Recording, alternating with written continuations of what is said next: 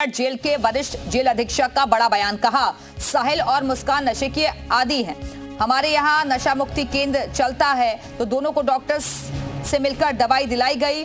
नशे के बंदियों को शुरुआत में दिक्कत होती है, डॉक्टरों ने दवाई दी है और अब उनकी नींद और प्रक्रिया दोनों सामान्य हो गई है। आम बंदियों से उन्हें अलग रखा जा रहा है। मुस्कान ने सरकारी वकील का अनुरोध किया है और उससे प्रार्थना पत्र लेकर जिला विधिक प्राधिकरण को देंगे।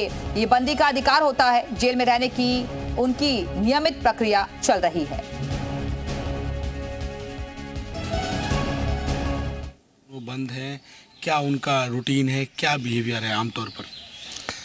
देखिए, वर्तमान में उनका रूटीन जो अन्य बंदियों की तरह है वो आ गया है। प्रारंभ में दिक्कत हुई थी, उन्होंने जैसे कि एक साथ बंद होने के लिए कहा या पास बंद होने के लिए कहा, जो कि जेल में संभव नहीं है। जेल में जो महिला बैरक होती है उसका पुरुष बैरक से कोई संबंध नहीं होता है, तो बिल्कुल उनको समझा दिया गया। खाने में दिक्कत करी वो भी समझा दिया गया।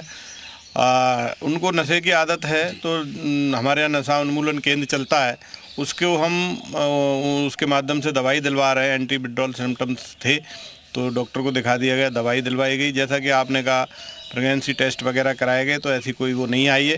फिर भी अगर कोई विशेषज्ञ टेस्ट की आवश्यकता पड़ेगी तो हम वो भी कराएंगे। कल मैंने जब भ्रमण किया तो मुस्कान जो बंदी है उसने एक अनुरोध किया कि मेरे घर वाले नाराज़ हैं, मेरा केस लड़ने वाला कोई नहीं है मेरे पास, इसलिए सरकारी वकील मुझे दिया जाए। तो इसकी ये प्रक्रिया होती है कि उससे एक प्रार्थना पत्र लेकर हम जिला विधिक सेवा प्राधिकरण को एक प्रार्थना पत्र भेजेंगे कि इस बंदी ने सरकारी वकील मांगा। ये बंदी का अधिकार होता है, जिसके पास कोई भी वकील नहीं है वो सरकारी वकील ले सकता है।